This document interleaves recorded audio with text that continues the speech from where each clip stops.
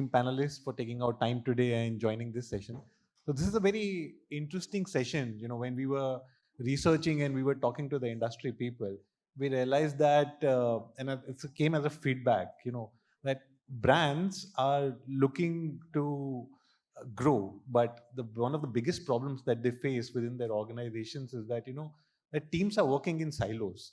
There is a very, I won't say no coordination, but very less coordination. So as individual brands, how are you breaking those silos, so that they are more cohesive in nature, they are able to talk to each other, and then like a cohesive strategy can be used. So Akshay, we'll start with you first. Hi, everybody. Thank you very much for having me here this evening. I run a company called FITPASS. I don't know how many of you are users here. We've recently launched our D2C segment, which is about a year ago. Primarily before that, we were a B2B2C company with selling our product to insurance companies and banks. So this problem did not arise as much. But now that in the last year, our D2C segment has been growing about 100% month on month. And currently we're clocking about 3 crores revenue in retail per month. I think this problem started happening for us when we were in an experimentation stage where people wanted to run a lot of experiments, and the only way to do that was silos. Because if everybody got together, then most people would debate and action would not happen. But I think once those experiments got set and we knew what was working, what was not, I think there is more coordination automatically. And because there's so much dependence in every avenue of marketing or avenue of growth, I think it is unavoidable that people don't talk to each other. So I think the only thing we do is that we have a culture which is very open. People can talk to anybody. People can walk into anybody's cabin. So I think it's just the culture and just having curious, inquisitive people on the team, I think is what makes the difference. So when you're hiring, if you're able to check for intellectual ability and the ability to get a job done, I think that will ensure that everybody will talk to each other, will communicate, because everybody has things to learn from each other then. So I think if the environment is right, I think communication, collaboration is an outcome. Interesting. Sumit, you're one of the leaders in your own category, and you're a traditional legacy brand, and you have processes defined, and so how difficult it is and how challenging it is to break silos within teams, because all of them have their own processes, and sometimes it becomes very difficult. As a CEO, I'm sure you have your own challenges, how to make sure to make them come on a single page and work towards a single objective. Thanks, Devesh. Firstly, it's amazing to be here. Good evening to all. Our company name is Signify, but I think all of you would have used our products, Philips Lighting. We have been in this country for last 100 years. And we say that we are the second biggest light source after sun, right? So that means that whether it's a hotel or it's a parliament building or it's a Rashtrapati Bhavan or it's your own home, we will have some presence. To answer your question, Devesh, I don't think it's easy. For a company of a particular size who's been existing for a long period of time, it takes time to break silos. There are a lot of experts in individual ways, and it's amazing to be among founders, because I think I'm here to basically learn from all these new age people, how are they really breaking that. But what we have realized is that if we don't do that, then there are going to be many more new companies who are out there who will take our plate. The other thing which is amazing in our industry is that now lighting is no more conventional lighting where you used to have that incandescent bulb which used to last for 6 months.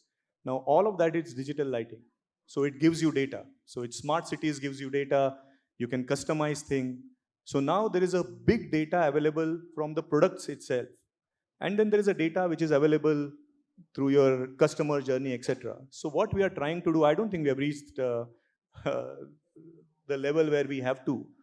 But the idea is that now across supply chain, product development, marketing, sales, in B2C and B2B, there are enough and more tools where the data travels. The only problem which I have seen is that how many of them are looking at the data with the same understanding, because everyone looks at it in a different way. So to answer your question, it's not easy for a company like us to really break those silos, but we are trying, because if we don't do that, then I think there are many who will take our place, which is, it's existential threat, I would say. Interesting. Naiyya, coming to you, from your early days to Good Glam Group. I mean, how are you seeing at Good Glam Group, of breaking the silos within the teams? So hi everybody. Good evening. I know it's late, so thanks for listening in and staying back. I think it's a really interesting and important question. And I want to kind of talk about actually silos are basic human nature, right? If you just think about it, we've all pretty much grown in, and like as humans, we like retreating into our comfort zones with like-minded people who have with us a shared purpose. That is the basic of Yeah. silos, right? So I think it's not always easy at the organizational level to think about how do you like break silos, because it's actually breaking and kind of looking at behavior change at the heart of it. I think two things that seem to work, and of course everything is work in progress, is one is as a founder or as a leader, to kind of reimagine your role from being someone with authority to actually being a community manager. So, kind of re-envision your teams and our teams as communities. And, that kind of like gives you a very different lens or a framework on how to even deal with people and what their motivations are. And as a community manager, the perspective also shifts from them being in service of you and your business versus you being in service of them, right? What that inherently does is actually create a lot of trust in the system. The second thing that's super important is actually looking at shared goals. We talked about like human behaviors, right? Why do we create silos? Because we think that the person I'm in a silo with, we have the same motivation, and that's why we want each other to succeed or be together with, right? Or have that like-mindedness around. I think the minute all of us come together as teams and basically say that we are in service and we have a North Star, which is the customer experience or the customer product or the customer impact, Yeah. right? That again, I think is a very, very major silo breaking move. But the pathway to that is something that everybody has to co-create together. So there is a dependency that's well established in that session or the series of sessions or on a daily basis, right? That basically makes that happen. One very practical tip I also want to share, this I took right from the Baby Chakra days, and then we implemented GoodGlamm at scale. And of course, GoodGlamm was super complex because it was a bunch of founders and teams and different motivations coming together, was a 360. It is something that I learned my time at McKinsey, and then we implemented it in Baby Chakra. And the 360 is that, and we all know 360, but the way we did it was that everybody in any exposure group would actually evaluate you. So there was a big, big part of your evaluation, your formal evaluation, your bonus, everything else that was dependent on collaboration. And that is something we've rolled out across the group. And actually, we've seen a significant uptick in therefore knowing that the dependencies exist, the network of dependencies, and also like knowing that it is actually not just the right thing to do, but also in my best interest to actually collaborate. Interesting. Deepak, what's your thought on this? Sure. Thank you for having me here. I think the panel got late, so the sponsors had announced a free trip to Bali if everyone sitting outside comes in. So, yeah, We'll I announce think, that on social media after a discussion. yeah, and everybody's reading who are the sponsors now. So the top one is sponsoring 2 tickets, but let's see. Yeah, jokes apart. I think, I think there are multiple silos that exist. One is, like if you go traditionally, we saw there was a lot of cabin culture that existed in but you enter any startup today, you find everything is so open, right? You can speak to anyone, you can see what the other guy is speaking and all other stuff. So you start interacting. And there is an importance of breaking those physical silos. Then definitely there are cultural silos that exist. So there are always a silos between an old employee and a new employee. There is always a silos between a founding team members and new members. Also the seasoned ones and experienced ones versus interns and stuff like that. So a lot has to be done. Fortunately, in startups, the environment gets more cozier, easier, and the discussions happens more on multiple things, and that makes those particular silos break off. We do a lot of activities specifically to make sure that the silos does not exist, or at least go off with time. And that's basically starts from the day one somebody joins into the organization and understands what we do and stuff like that. And at least the first 8-10 days, he has to probably go through the departments before getting back to his own department and taking the seat out there. And these are like more interactions and understanding how each department of the organization works. We also have a tradition that everybody has to sit at the back of a phlebotomist and go and see a sample collection by himself, right? And this is for almost everyone in the organization. So you can actually choose nearest spot to your home, and there's some phlebotomist who would probably tell you that he will pick you from the place and then you can go, because you need to understand what consumer feels in the morning and how everything goes in, and understanding that. And then obviously getting a test done from us also is a compulsion. This is between you are hired to you join the company, right? So, and we also see how many did not join because the test was not that great for them. But that doesn't happen because large amount of people experience the service and understand that what is this company up to and what is that they want to do. And once they join in, they go with the flebo and see the pain points of the organization. I think all of that starts to nudge them and tell them that it is much beyond their entire responsibility. And it goes on to them when they come back to an organization, third or fourth day, you will see a lot of people have a lot of suggestions. So this happened at my house, this is what I saw, this is what it could be, and stuff like that. And that's the discussion that we wanted to obviously ignite. And that has helped us since day one. And I think we are continuous. This is more of a tradition now at Healthians that we continue. Interesting. Sumit, as a legacy brand, how do you see, technology as an enabler? Because Naiyya made a very interesting point that at the end of the day, the goals for all teams, sorry, the goal for all the teams is to deliver a great customer experience. Okay, and it's important to break silos. So, how do you see technology as an enabler in breaking those silos and achieving that end goal objective of delivering scale, growth, and a higher customer experience, superior customer experience? It's a huge thing technology is bringing. Also, I would say silos is not something which is existing today. It's been existing for many years, right? Um, One of the things which we definitely need to do is to have goal setting. For an organization like us, if you look at our employees, if you look at our, they are in different vintages. It's an organization which has existed for a long period of time. It has product as one of the elements, service, installation. So there are different kinds of people. There are people who have spent 40 years in the company, and there are people who have come in as management trainees.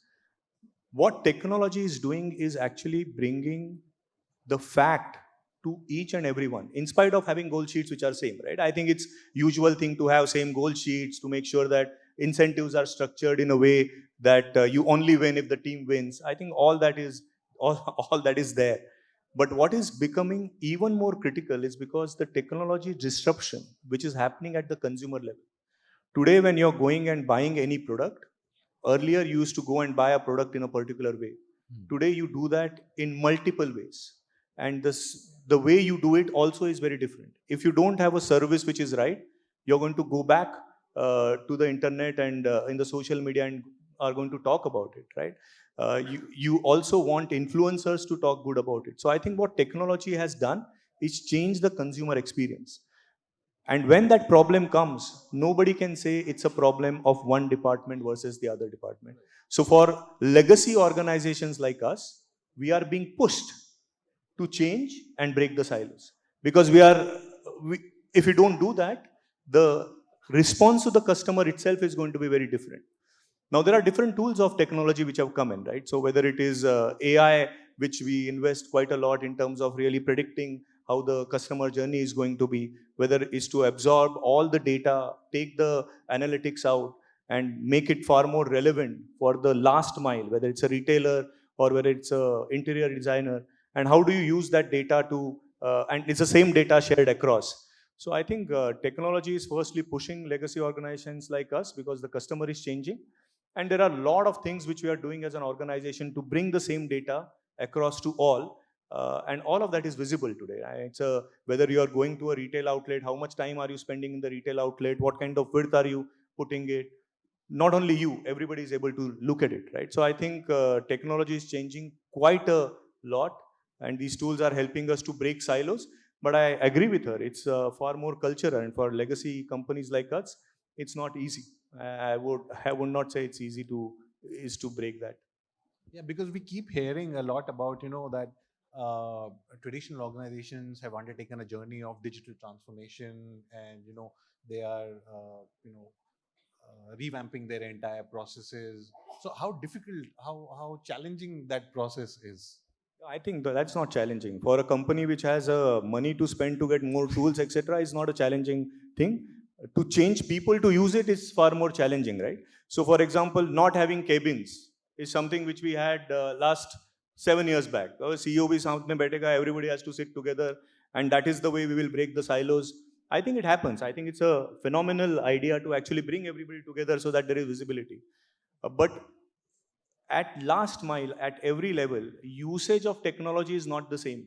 You can do lot more from it, but people don't use it at the same level. So there is, sometimes I have seen my HR team, my finance team, my marketing team pushing people to use tools in a way which will make decision making better. But I don't think it comes naturally to everyone to use tools, because there are just too many tools. I mean, just need to. There is a IT tool for everything today. So As a D2C brand, Akshay, you're born on technology. Okay. So how easy is that comparison, in your case? I think let me first, so because we're still talking about silos, I think in our industry, where the biggest silo that existed was demand and supply, right? Right. We work in an industry where gyms are our core partners. Gyms, this industry in itself was one that was designed where the consumer was not king. So there's one silo, the consumer, where the consumer had to pay the gym upfront for the whole year. Then the gym sort of hoped that you don't come for the year, right? So inherently, this was one industry where fundamental distrust was a lot, and the consumer was not king. Usually, in every other industry where Naiyya will talk of, or Deepak will talk of, or even Sumit will speak, consumer is king, right? Their willingness to pay, their ability to pay is paramount. In our industry, the gym said, if you pay me 40,000, you can enter my gate, otherwise you can't. So the first silo we had to break was was to bring gyms and the customers closer. And that could only happen through technology, where we could aggregate demand at such a scale that because we what is called the shared economy principle, because we aggregate demand and we give it to the gym, we can sort of democratize how much the customer has to pay, when they have to pay. So I think that was the biggest solution that technology provided us. And once that started happening, I think to bring it internally to say how teams will operate and how people don't have silos through technology, I think what Sumit said is absolutely correct. You have so many tools, you have so many ways of collaborating for tasks, you have so many ways of pulling data, you have so many business intelligence tools, but not everybody looks at it the same way, right? There's a stark difference between how my network team, which might be the guys who manage our gyms and partners, their sensitivity is very hyper local. Yeah. Right? They will not look at data the same way. Maybe my head of growth, who's looking at 1.1 million customers a month and how their behavior patterns are across the network, how he will see a gym and how my network person will see that same gym is very different. So the same data points mean very different things. So you cannot just putting tools doesn't help. I think it is the culture that you build, that where communication is open, where people discuss, where people understand what business goals are, what mission you're solving, what everyone already spoke of. I think that is the core where silos get merged. Interesting. Deepak, do you agree, with Akshay? It's a confluence of culture, tech, and people. In the acceleration of growth and putting together the silos. Yeah, I think specifically if you look at growth stories from the industry, and specifically if you reflect inside, it has a lot of role to play. A lot of feedbacks is basically coming from a last mile, which is basically, in our case, it's a completely online platform, and the interaction happens with a guy who comes at home and collects samples, and he never comes to the office, right? This guy is always on the field, and he goes from the field back to the lab and goes home, right? Getting that feedback from that last mile and giving it to the people who are actually, even as long as just designing an ad somewhere sitting in the marketing, is the whole chain, which is not possible until unless you have technology in, right? So there's a lot of that. What marketing does is shown on his screen so that he can speak to the customer in that language, which means, is it a gold customer, platinum customer, what is the LTV value, does it has more number of users in the same family, what is his preferable time and stuff like that. to take a lot of decision, right?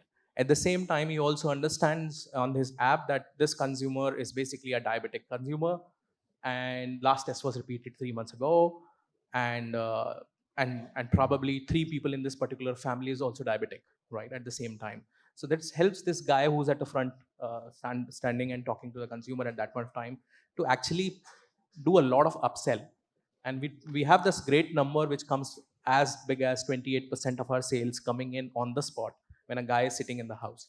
So this can only happen when a marketing guy sitting in the office is thinking what can be done, and the interaction is happening at the front end, which does not have any connection in between, but a technology solves that particular problems. And that dashboards that both of these teams see is the same dashboard, right? So they can easily make out that this is what is reflecting into. And step ahead, they get into a prediction of demand, what sort of a test, what sort of a disease is coming in, what sort of a geography, what sort of a training, and stuff like that. And all that is imparted to the person who's on field without coming to the office. So he's probably has his own learning screens where a lot of videos are posted. So he learns about that particular video. So supposingly somebody launched a new test when COVID came in, right? Or something like, we do a lot of genetic tests. Now you have a new test, which is a gut microbiome, which is becoming so popular in India. Now, how can a guy who's just a technician would get to know how to sell a gut microbiome, or what is it all about? So all that is being done at one end and then probably thrown on that particular end, and then the feedbacks are taken from there, which I think has been helping us to grow. And it's a case study that we have seen that it accelerates, because then they also send feedback back and we work on those particular feedback, change the pricing and stuff like that. So I think it is very, very important. We have live examples for that. Interesting. And Naiyya, as we talk about tech being the enabler, so a discussion cannot be finished without the role of AI. AI being the enabler in the growth. How do you see AI being the enabler of growth at the GoodGlamm Group? I can talk ad nauseum on that. But I just want to start off with a small thing. We talk about silos and talking about the biggest fights I think we've had in every company have been with the engineering team and the leadership team on moving from WhatsApp to Slack. I don't know if you've all experienced the same, but the biggest fights are about and that goes back to core human behaviors, right? So I think the broader point I want to make is that, again, I think to break down silos, all of us as leaders first, but equally members of this larger community, to really examine what are the behaviors that are preventing us from breaking these silos, right? Now, coming to the AI question, we live in an unprecedented time. It is a time that keeps me constantly excited about. And if I think about the future forward, right, the ways of interaction, the UIs of interaction have completely changed. How did we interact with the UI of digital first? It was through search and through social, right? And I just actually wrote a post about this. Thank you for the question, actually. And that whole paradigm was a paradigm where, if you really look at it very objectively, there were two parts to it. One paradigm was the fact that you were actually asking a question on Google, and we were being trained in how to search on Google, or you were posting opinions on social and people were responding, and it was in the best interest of both of these platforms, so search and social, to actually give you a diversity of opinions, because that would actually give them more monetization. Right now, the UI with generative AI and the AI assistant model has completely changed in a one-to-one interaction. Right? If you think about it, it's an AI assistant, be it Gemini, be it Copilot, whoever the word, right? They are basically having a one-on-one interaction with you. The monetization model has changed to you being not the product, but you being the service the product is out to serve, right?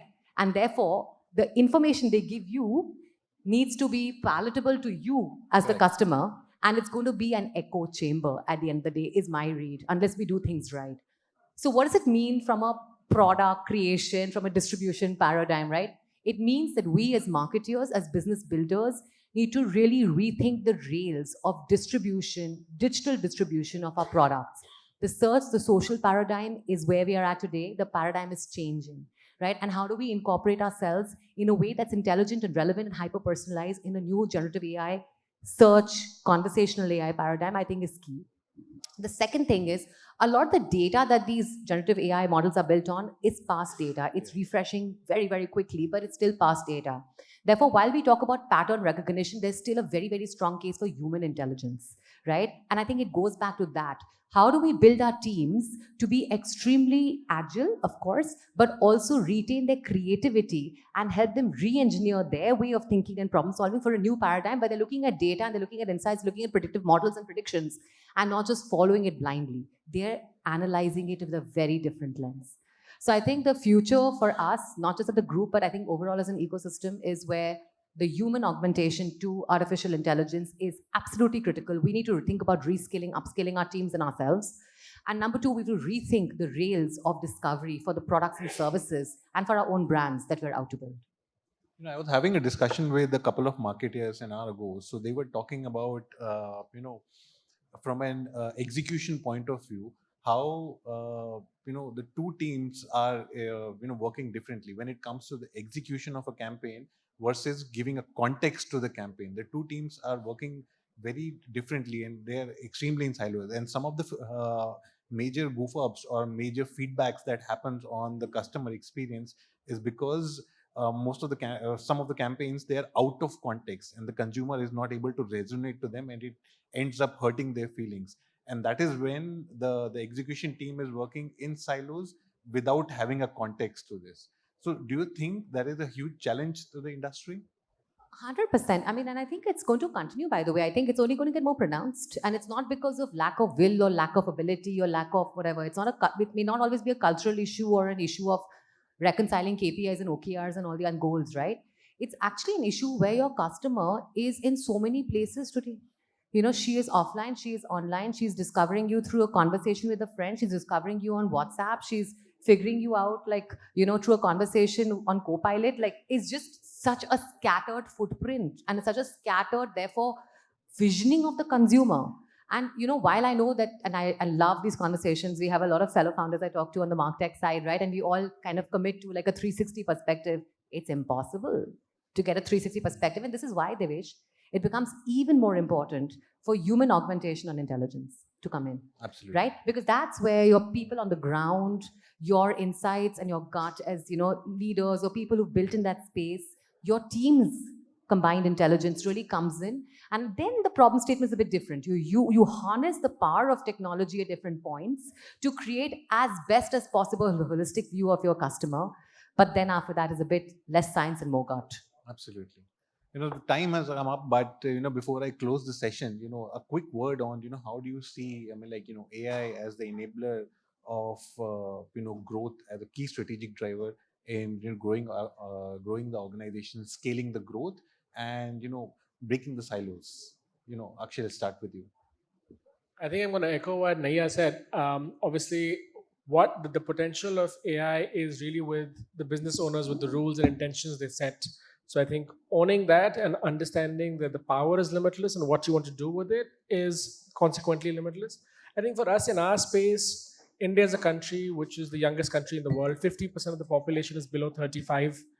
We were discussing earlier that we were the diabetic capital, but we're now the second largest population who have diabetes, which represents about 14% of the population, I think. But 50% of Indians are still below 35. They're not diabetic. They're not hypertensive. They're not sick. And if they become sick, India can never become a $5 trillion economy, right? Because that economy is fueled by consumption, not by buying medicines. So for us, with AI, anything that we can use to understand consumer behavior, to understand outcomes, to prevent unhealthy outcomes is what is going to give us scale in an era where personalized intervention is the key. Making solutions that people can do on their own time, at their own will, is key. And that can only happen if we have tools that make it simple. So AI, once the business scales, I think then the organization scales, right? So when you put the customer first, you understand their needs, and just think about how many body types, how many gene sequences, how many different health parameters we're getting, because every lab that is collecting information, and we've started processing this with the NDHM, which is the National Digital Health Mission. Everyone has different biomarkers, right? Everyone has a different bioreference interval. Your sugar should be between this and this. That range is different to every lab. Now, how do you standardize that? Because you may have got it from Healthians, but somebody else may have got it from somewhere else. Now, how do I standardize that? How do I recommend a program to you? So all of that can only happen through AI. Absolutely. Sumit? Yeah, it's AI is it's an amazing thing which is happening, and I see both on a growth side for the business as well as on profitability side.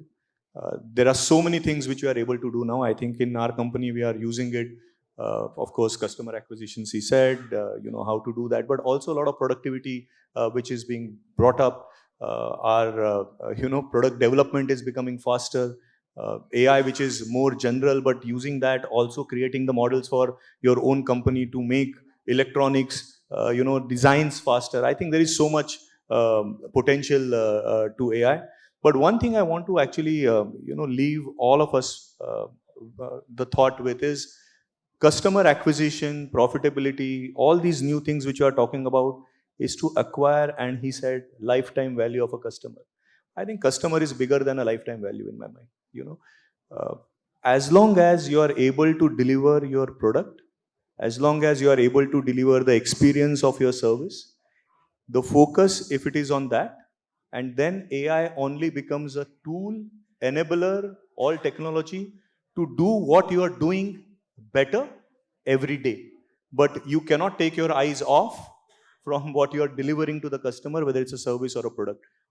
Everything else, I think we should not get lost into it. Everything else is just an enabler to make that thing better for the consumer. Naiyya, your thoughts?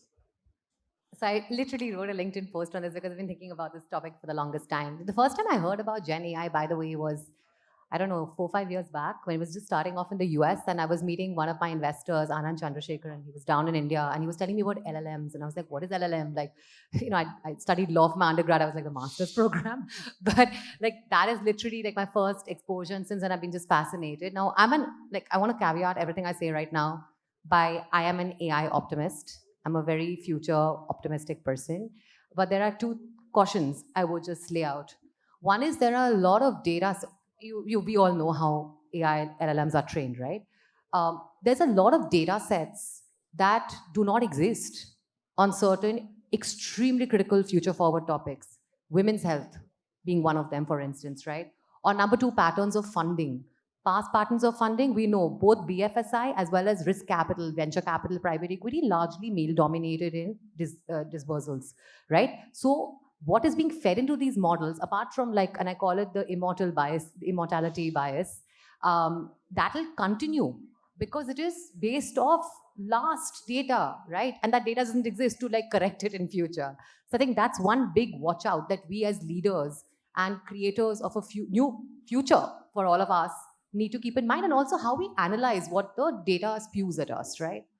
I think the second thing is just, I think, to really think about the role that AI will play in our lives, right? And how do we reskill and upskill ourselves? And I've mentioned this in a previous comment, but I think it is more critical than ever. The education systems we all grew up with were industrial age education narratives, right? The fact that we sit in a classroom today is an industrial era byproduct. So I think if you think back, work backwards from 20 years, what that future looks like is Correct. what we need to be thinking about, upskilling ourselves in and our teams in. I think just want to leave that thought. I'm very optimistic on AI, please note. But I think there are definitely cautions and the bias watch outs we need to keep in mind as we build. Absolutely. Deepak, last thoughts? Yeah, quickly on that, I think, yeah, and for us, we see endless possibilities. Something that we used to do more with algorithms in 2014-15 is pretty well done with AI today. Specifically in healthcare, like she just said, you can't just be 100% dependent upon what AI is doing. So it needs a human touch and it needs an extra layer. What we use this AI is largely, initially, every doctor was looking at a report from a last health record. Today, we basic analyze that report over the last 4, 5 years, 6 years, 10 years health record, and not only for that person, but a similar sort of profile of a person in a similar city and in a similar demographic. So a doctor gets a much better view of what is happening and what could be the possibilities, and a diagnosis becomes easier. And we have some live results for that happening in. So when you look at data not in silos but data in the historic form and trends, it shows a very different sort of a thing. So for us, it makes a lot of sense to use that and obviously give more empowerment to the consumers who have the reports in their hand. so that they can ask right sort of a question and they can take right sort of a step with definitely a human layer and touch over that. And going ahead in terms of breaking silos also, and we were talking about how AI is using that. So I think it's a tip that everybody can take that we've used from day one and we've been really, really successful is we have some prompts within our organization which is common for everyone, right? So a MarTech team or a consumer service team, whenever they want to inquire anything or they want to write a new campaign or a new line or a new creative or anything, they have to for sure within the whole organization go to the same prompt, right? And the same prompt is used by everyone in the organization who's writing to a client, to a corporate guy, or to anybody else. That makes sure that the communication is throughout same, right? We don't use an external platform. We have created our own LM of how do we feel, what our values are, how do we talk to our consumers and stuff like that. And today we see there is a synchronization between the entire group of people who are writing outside, either a normal email or a campaign or a Facebook campaign or anything else. And that has worked really, really well for us because everybody speaks the same language. So this is one of the tip that I can give out of what we are using, but we've done plenty of them together. Even all our HR policies are now a prompt. So if you want to ask an organization that should I take this or should I do this leave or should I do this policy, answer comes as in from a HR policy LLM, right? So you take a right decision sort of a stuff. Nice, nice. Thank you very much, ladies and gentlemen. Some really interesting insights on how we can break silos and accelerate growth within our teams to deliver a great customer experience and scale the organizations. Thank you very much for joining.